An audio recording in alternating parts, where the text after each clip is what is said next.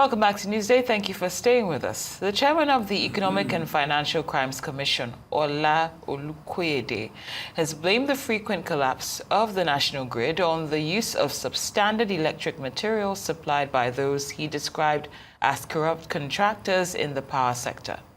The anti-graft agency, which also lamented poor implementation and execution of capital projects in the country, explained that Nigeria could not achieve infrastructural or any form of growth under such conditions.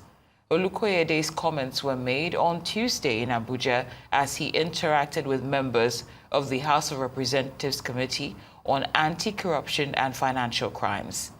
17 northern states were recently thrown into darkness for more than a week following the frequent collapse of the national grid owing to attacks on electricity towers by bandits.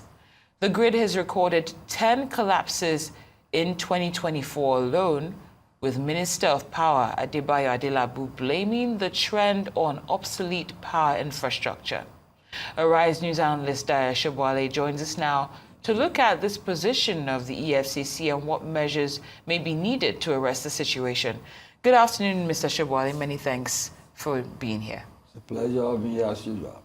Now, of course, like I said earlier, the EFCC has linked this grid collapse to corruption. I'm just wondering if you could break down from your understanding the specific corruption channels in the power sector that directly contributes to the infrastructure failure. He has just mentioned that. That's what he has just mentioned. Quality control and sabotage, literally by contractors. And he has tried to link that anomaly to poor economic development.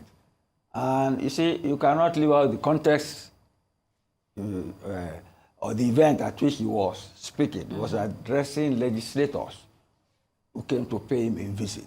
And he tried to show them that there is a link between corruption, which he and anti-corruption, which he is in charge of, and sabotaging of the nation's infrastructure and equipment. With regard to the NEPA people, he said they buy obsolete, inferior equipment, and that leads to constant blowout and failure of electricity supply. It is a very important fact. Like you rightly even said, Adelabu pointed out obsolete equipment.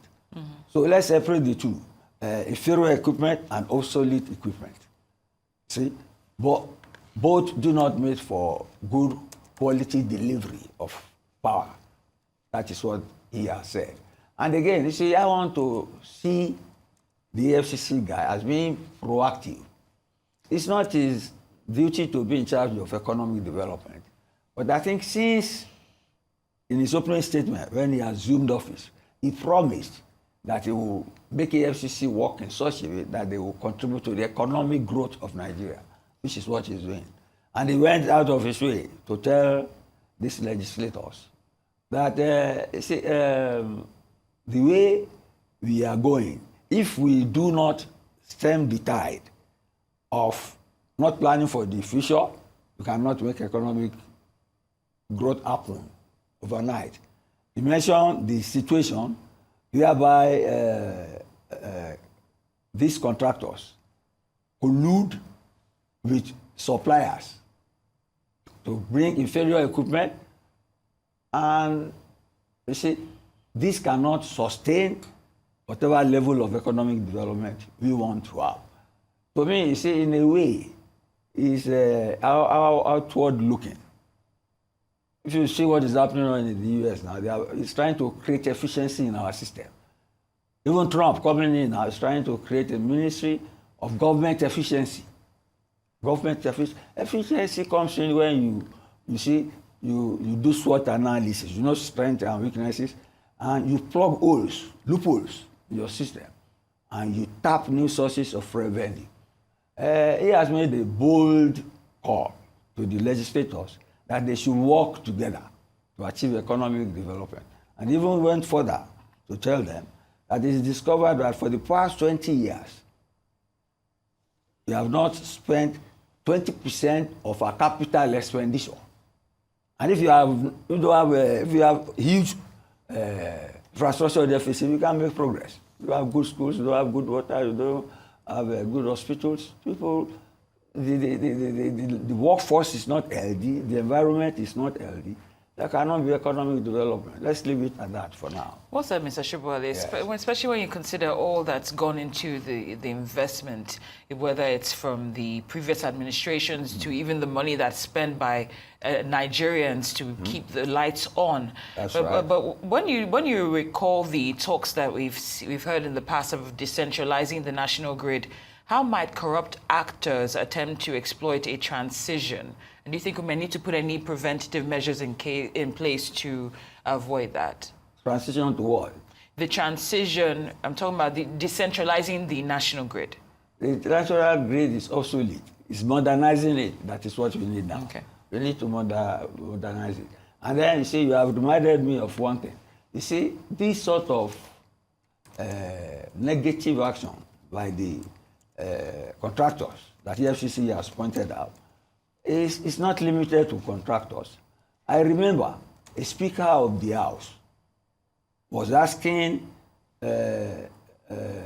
some people who wanted constant power supply, was asking them, what will the generator sellers, what will they eat if NEPA is functioning optimally? So you can see that, you see, there are negative forces working against the efficient delivery of power by the normal infrastructure of government, the transmission services, even the discos.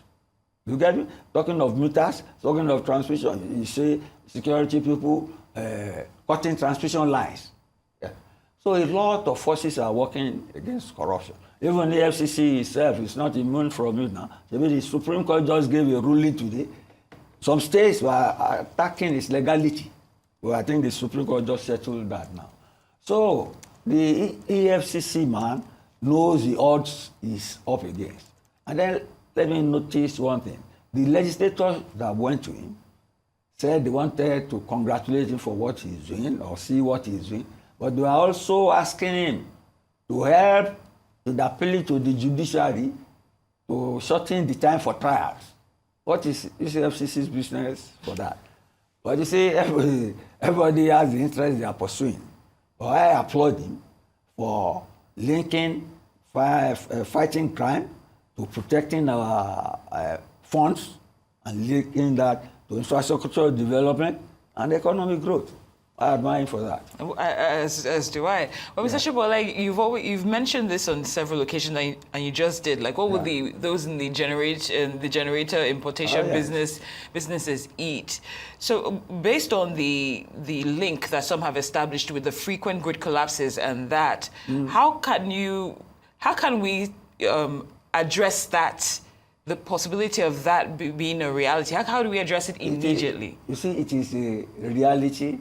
On the negative side, you can see, okay, but luckily now, we have solar energy, we have other sources, wind and so on. But hitherto, I mean, the generator selling industry and suppliers has always been thriving. Yeah. I don't know if government really wants us to make progress. I'm not saying they should stop people's means of livelihood, but they can monitor them well. The FCC too should monitor them well to see why they thrive, while the normal power supply from the national grid to the generating companies to power transmission companies, they are not making it. They don't have the supply chain to make them work. Whereas the generator selling industry is thriving. It's thriving. So it is a challenge to government. And maybe all we can ask is for this EFCC man to focus on that too. That would be good. But then he's not the Minister of Trade. Yes. He can't do everything. But he has started the honestness in terms of concern and proactivity in trying to solve the power problem. People should listen to him. We definitely should, and we want to see more collaboration with the different ministries because they're all interconnected at the end of the day.